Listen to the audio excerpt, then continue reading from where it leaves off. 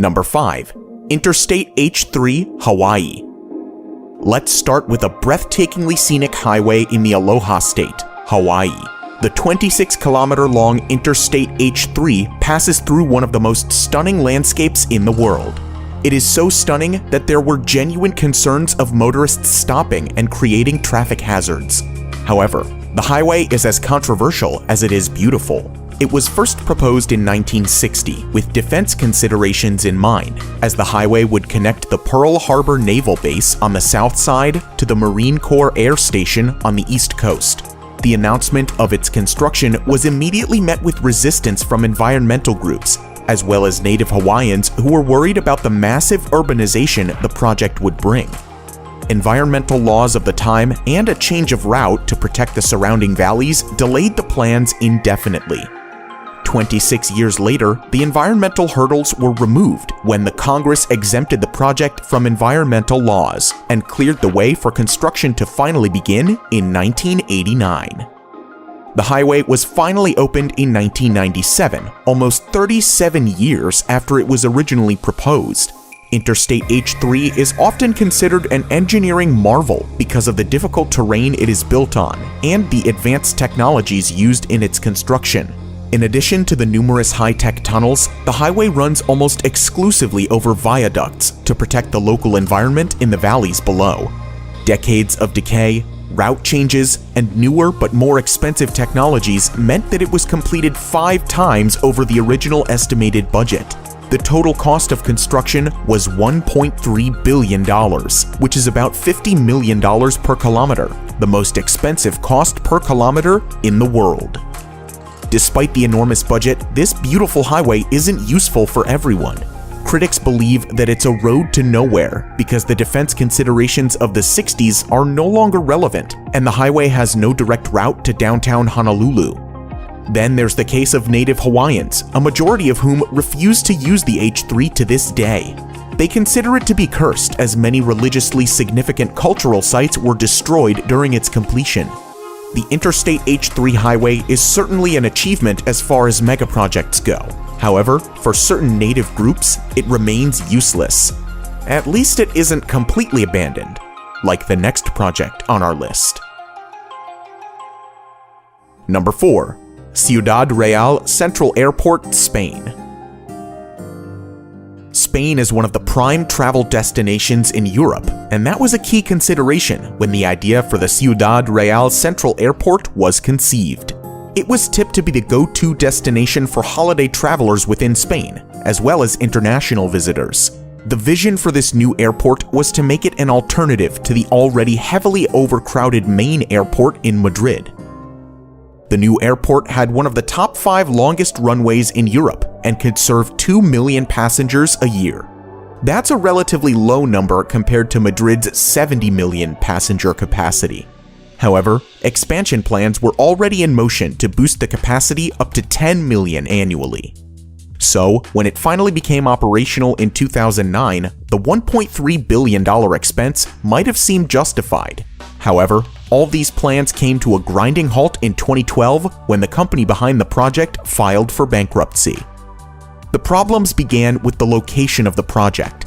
While it was called the Central Airport, it wasn't central in any way, as it was located 200 kilometers away from Madrid.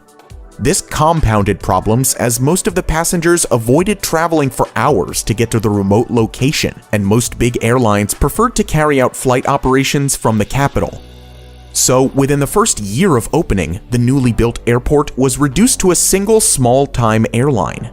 With no major airlines to attract passengers, the airport had accumulated a $350 million debt by 2012.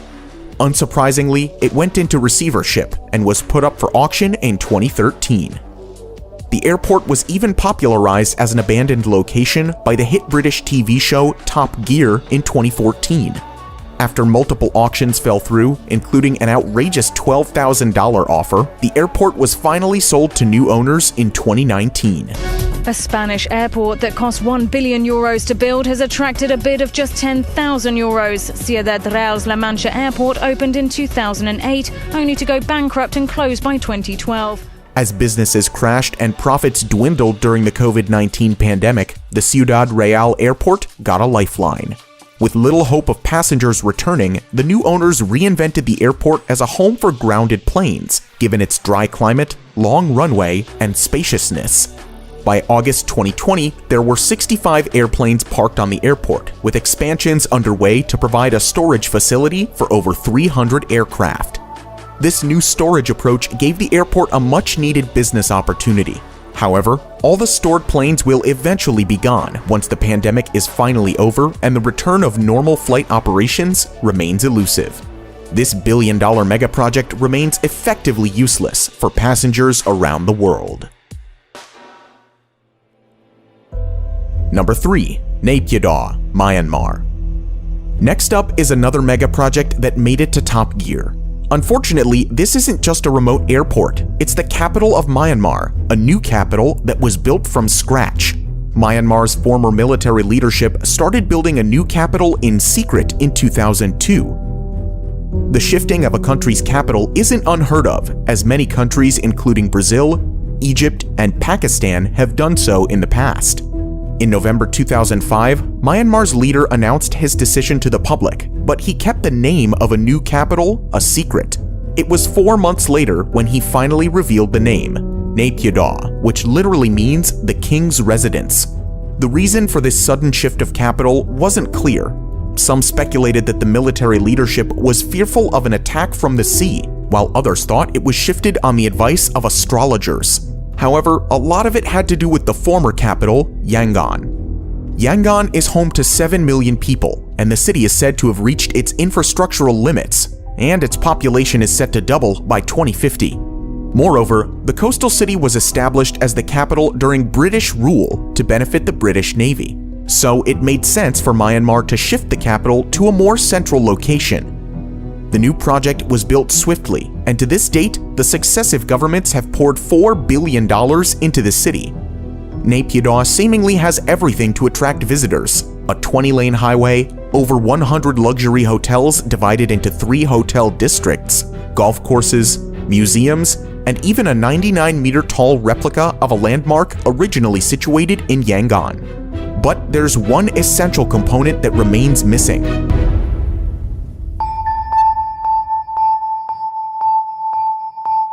the population.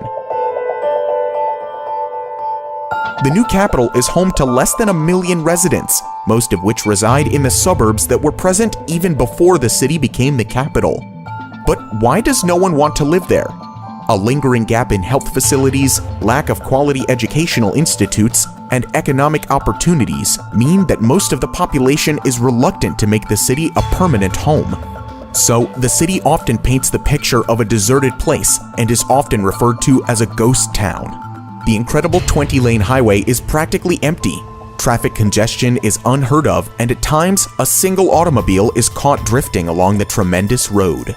The city has an airport that can handle 3.5 million passengers every year, but on a busy day, a dozen people will actually use it. The shopping malls are visited only by the diplomatic staff on weekends, while the hotel lobbies are mostly empty. Despite the apparent barrenness, there's a silver lining for the royal capital. It's built as a city of the future, and with the exploding population, Naypyidaw still has time for an inevitable redemption. For now, it's arguably the world's strangest capital, and remains useless for much of the country's population. Number 2. Forest City, Malaysia. We talked of an apparent ghost city, and next on our list is a green futuristic smart city that would rise from reclaimed land on 4 artificial islands and will be built around an artificial forest ecosystem. Forest City's location makes it an appealing bet for investors who are aiming to profit from its proximity to the independent city-state of Singapore. Singapore has the world's second busiest port and a thriving economy. The developers have already linked Forest City with Singapore through the Second Link Bridge, shortening the distance between the cities to just 20 minutes. Forest City will also have its own customs facility, enabling residents to move freely to Singapore and back. The design is advertised to incorporate many green innovations. Forest City will feature buildings with green rooftops and vertical gardens, providing a jungle experience. City streets will have a multiple-layered design, with the lower layer for traffic and parking spaces, while the upper layer will feature parks, sports facilities, and transport hubs. The city will be powered exclusively with renewable energy and will be completed by 2035 at a cost of $100 billion. One of the 4 proposed islands is close to completion, with 50 apartment buildings, golf courses, swimming pools, and beaches on board. However, it's not all smooth sailing for this highly ambitious project.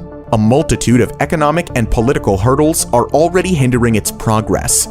The project is being funded mainly through China, and Chinese residents virtually had a free pass to the city in the first few years of its construction. As a consequence, wealthy Chinese investors who couldn't afford the soaring prices of apartments in their own country rushed to Forest City. By 2019, 80% of the property owners were Chinese. Even the street signs were in Mandarin, and the few schools that opened in the area were offering Mandarin courses. The native Malaysians simply can't afford to buy these apartments as property prices are set with only the Chinese markets in mind. This influx of Chinese investors caused a public outcry, with opponents of the project calling it a new form of colonialism. So, after a change of leadership, the returning Prime Minister Mahathir Mohamad banned foreigners from owning property in the Forest City. Many foreigners started leaving the city, and new investors were discouraged. The next major setback came in the form of the pandemic and the worldwide travel bans. Malaysia's movement control order meant that no new investors could move in. Lots of existing investors opted out of the project due to the uncertainty. So, by the start of 2020, less than 500 people were actually living in the residential developments, which is not a lot, considering that Forest City is designed for 700,000 people. The project has remained in flux ever since, with some salespeople claiming that fewer than 10 homes were sold at Forest City since the start of the coronavirus pandemic. Moreover, Country Garden laid off more than 1,000 of its Malaysian workers in the past year, signaling the epic downturn in the project's fortunes. Forest City was probably too ambitious to begin with, too futuristic to truly achieve, and too politically challenged to succeed anytime soon. It's safe to assume that despite the billions invested, Forest City is currently a useless megaproject. Number 1. Yucca Mountain Nuclear Waste Repository. We'll conclude this list with a megaproject that was planned in view of a sensitive global issue. Nuclear waste isn't talked about as much as other environmental problems. However, if not stored properly, it can be deadlier than anything ever witnessed since the advent of civilization. As of now, nuclear waste is stored above ground, near the power plants where it comes from. However, the scientific community agrees that the safest, permanent disposal solution is to store this hazardous waste deep underground. In the 1980s, US authorities set about finding a permanent solution to this growing waste problem. In 1987, Yucca Mountain in Nevada was identified as the best available option. It was close to the USA's most used nuclear testing site and was away from any population centers. The plan was to deposit the waste from all over the country in a tunnel complex about 300 meters under Yucca Mountain. In addition to the isolated location, Yucca Mountain is made up of volcanic ash formed millions of years ago. It allows the Yucca Mountain to absorb any radioactive waste without crumbling or cracking. Yucca Mountain seemed like a great location for a repository on paper, but Nevadans were having none of it. The United States has over 100 operational and closed nuclear reactor sites in 34 states, but none of them were in Nevada. So, the congressional representatives and the general public vigorously opposed the idea of being the only nuclear dumping site in the whole country. Furthermore, question marks were raised over the official hydrological and geological surveys of the Yucca Mountain. Opponents believed that the site was unsuitable for a repository, as it runs the risk of contaminating a nearby water source. The water source flows into Amargosa Valley and is used by Native Americans who have lived in the area for centuries. Despite the opposition, the project won approval in 2002, and the Department of Energy resumed construction. However, Nevada's opposition only grew stronger. They contended that routine exposures during the transition will stigmatize Nevada's residents and affect tourism in the state.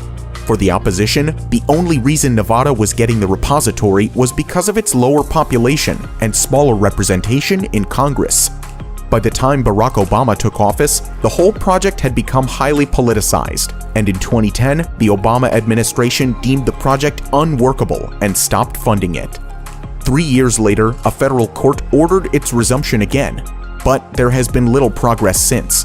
The Biden administration has clearly stated that Yucca Mountain isn't a part of the country's plans anymore. Nevada seems to have won the battle after 4 decades.